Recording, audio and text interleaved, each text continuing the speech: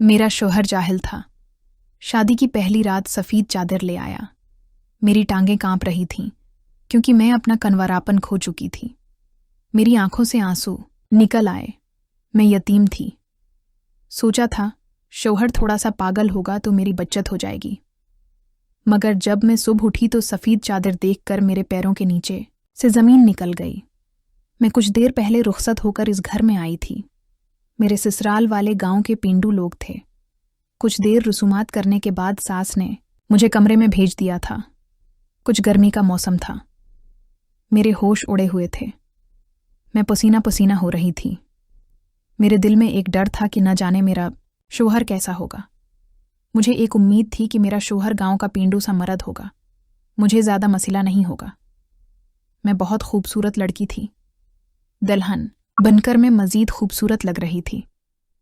मुझे ये फ़िक्र नहीं थी कि मैं अपने शौहर को पसंद आऊँगी या नहीं, मगर मुझे ये खौफ ज़रूर था कि वो मुझे पहली रात पहचान लेगा। मैं कनवारी लड़की नहीं हूँ। मेरे किरदार पर दाग लग जाता तो सारी उम्र में उसे धो न पाती। मैं बेचैनी से बार बार पहलू बदल रही थी। रुखसती के वक्त मेरी माँ ने मुझे समझाया था, बेटी फ़िक्र मत करना, यतीमों का अल्लाह होता है, तुम भी बेसहारा नहीं रहोगी। अब मैं अपनी माँ को क्या बताती कि मुझे क्या परेशानी है। मुझे खौफ था कि मेरा शौहर बदकिरदार कहकर पहली रात मुझे अपने घर से निकाल देगा। मेरी खूबसूरती और मेरी तालीम किसी काम न आएगी। मैं शहर की पढ़ी लिखी लड़की थी। आम हालात पर रुखसत होकर इस घर में आई थी। मेरा मकाम हर लिहाज से अपने शौहर से ऊंचा था, मगर उस वक्त मेरे दिल में चूर था।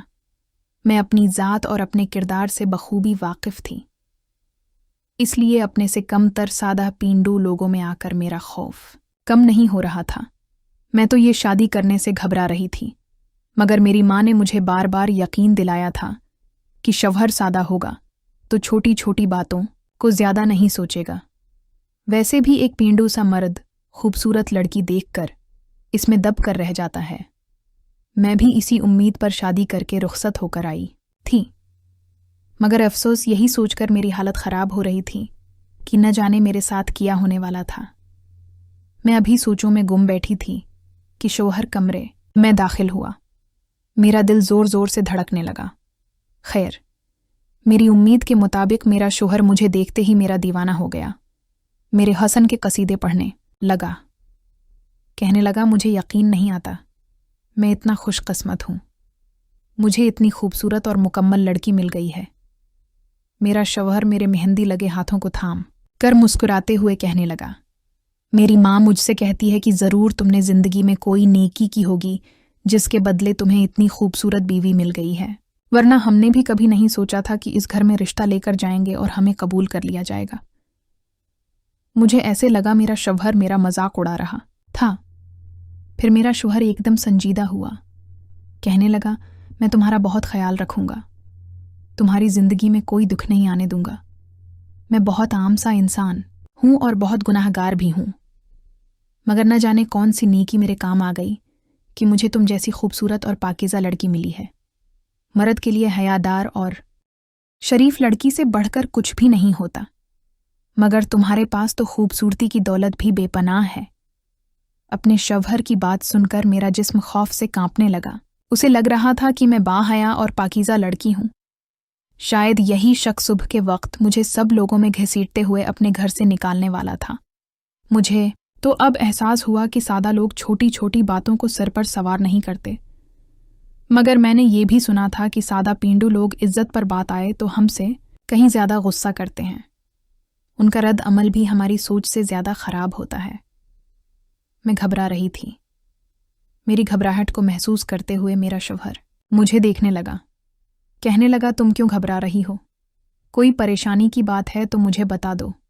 कहने लगा, मुझसे डरने की कोई ज़रूरत नहीं, मैं इतना खौफनाक इंसान नहीं जितना तुमने समझ लिया। मेरा शौहर बार बार हंस रहा था। उसके चेहरे से खुशी टपक रही थी। साफ जाहिर हो रहा था कि वो मुझसे शादी करके बहुत खुश था। मुझे देखते ही मेरा दीवाना बन चुका था, मगर मेरा खौफ न जाने क्यों वक्त के साथ बढ़ता जा रहा था।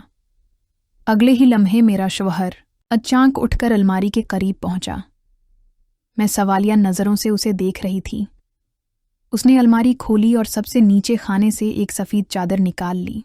मेरा शौहर वो मेरे करीब लाया। मुझे कहने लगा, मेरी मदद करो, मुझे बस्तर पर यह सफ़ेद चादर बिछानी है। मैं उसकी ये बात सुनकर हैरान होकर रह गई थी। बिस्तर पर पहले ही साफ चादर बिछी हुई थी। सफ़ेद चादर की क्या ज़रूरत है? मैं हैरत के मारे उससे पूछ लिया कि ये चादर बिछाने की क्या ज़रूरत है। वो कहने लगा, उसे तोजह मत दो, ये हमारे ख़ानदान का रवाज है। अगर मैंने चादर न डाली तो सुबह मेरी माँ मुझसे उस बारे में बात करेगी। हमारे यहाँ रुखसत होकर आने वाली दुल्हन की पाकीज़गी को इसी तरह देखा जाता है। शौहर मुझे बता रहा था जबकि मेरा पूरा जिस्म खौफ से कांप रहा था। वो मुझे बस्तर से उतरने को बोल रहा था, मगर मेरे लिए हरकत करना महाल हो चुका था। मुझे एक लम्हे में समझ आई थी कि मैं जैसी लड़की गलत घर में शादी होकर आ चुकी थी, जहां इज्जत और किरदार को इतना सिर पर सवार किया जाता था कि सफ़ेद चादर बिछाकर बाकायदा पूरे ख़ानदान की बड़ी बड़ी औरतों को सबूत दिया जाता था कि लड़की पाकीज़ा और कनवारी है। मेरे शौहर ने अपने ख़ानदान का ये रवाज मेरे सामने रखा तो मेरा जिस्म कांपने लगा। दिल चाहा अपने शौहर के पैरों में पड़ जाऊं, इससे कहूं कि ये चादर बस्तर पर बिछाकर मेरी तौहीन न करें। मैं ये ज़िल्लत बर्दाश्त नहीं कर सकती। शौहर ने मुझे सहारा देकर बस्तर से उतारा और बेड पर सफ़ेद चादर बिछा दी। वो बार बार मुझे तसल्ली दे रहा था। वो की रहा था, ये सिर्फ एक रस्म समझ लो, इस पर ज़्यादा तौजा मत दो। जाहिर है उसे यही लग रहा था कि मैं पाकीज़ा लड़की थी। मेरी जगह कोई और होती तो शायद वो इस सफ़ेद चादर को इतनी अहमियत न देती, मगर मेरे लिए वो चादर ज़िल्लत की चादर लग रही थी। मगर मेरे शौहर ने सफ़ेद चादर बिछाकर दम लिया था। मेरा दिल बेचैनी से भर चुका था। मेरा पूरा वजूद कांप रहा था। मुझे एकदम रोना आया था। दिल में अपनी माँ से शिकवा मजीद पड़ गया था। मेरे शौहर ने मुझे बस्तर पर बिठाया तो मेरी डरी हुई सूरत देखकर वो मुझे पुरस्कून करने के लिए मेरे बारे में सवाल करने लगा। कहने लगा, मुझे अपने बारे में बताओ, तुम्हारा मिजाज कैसा है और तुम्हें क्या चीज़ पसंद है। मैंने हमेशा सुना था कि मर्द पहली रात अपनी पसंद और अपने उसूल बीवियों को बताकर उन्हें एहसास दिलाते हैं कि इस औरत को सारी उम्र शौहर के सामने सर झुकाकर रखना होगा और उसकी पसंद में डिलना होगा। मगर मैं इस रवाज को बदलना चाहता हूँ। कहने लगा, तुम मुझे अपनी पसंद बताओ, मुझे बताओ कि तुम्हें किस किस्म का मर्द पसंद था। मैं तुम्हारे लिए खुद को बदलना चाहता हूँ ताकि मैं तुम्हारे काबिल लगूं और तुम्हारा दिल मेरी तरफ से मुतमईन हो जाए। मैं जानती थी कि मेरा शौहर मेरे मुनाम से अपने बारे में ख्यालात सुनना चाहता था। वो मेरे साथ बातें करने के लिए मुसलसल बोल रहा था। मेरी आवाज़ सुनने के लिए मचल रहा था, जबकि मेरे पास बताने के लिए कुछ भी नहीं था। जब मैंने अपना बचपन याद किया तो मेरा दिल बरी तरह बैठ गया था। मैं यतीम लड़की थी। कोई ख़ास हंसता मुस्कुराता बचपन नहीं गुजरा था। मेरा शौहर खुद मुझसे बात करता रहा, मेरे करीब आने लगा। मैंने खुद को अल्लाह के हवाले कर दिया। माँ का जमला मुझे बार बार याद आने लगा कि यतीमों का वली वारिस अल्लाह होता है। मैंने उस बात पर यकीन करके खुद को अपने शौहर के हवाले कर दिया। दिल में खौफ सर उठा रहा था, मगर मैंने कोई तमाशा नहीं किया था। पहले ही अपनी कमी से वाकिफ थी। खैर, सुबह उठकर मैं सजदे में गिरी, अल्लाह से मदद मांगती रही। मैं रोती रही। मेरा शौहर सुबह जागा तो सफ़ेद चादर को देखकर न जाने उसे एकदम किया हुआ। मैं डरी हुई एक जानिब खड़ी खौफ से उसे देख रही थी। मैं सोच रही थी कि ये अभी मुझे तलाक देकर अपने घर से निकाल देगा। कमरे से बाहर शौहर का पूरा ख़ानदान जमा था। दरवाजे पर बार बार दस्तक हो रही थी, जबकि मैं अंदर बैठी अपने शौहर को देख रही थी। मेरी आंखों से आंसू निकल पड़े। मैं अपने शौहर को सफाई देना चाहती थी, मगर वो कुछ भी पूछ नहीं रहा था।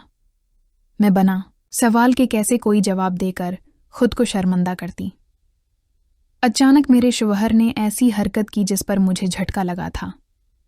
मैं फटी हुई आंख से अपने शौहर को देख रही थी, जबकि वो अपने हाथों पर सर गराकर फोत फोत कर रो रहा था। मैं यकीन नहीं कर पा रही थी। वो दुनिया का अनोखा मर्द था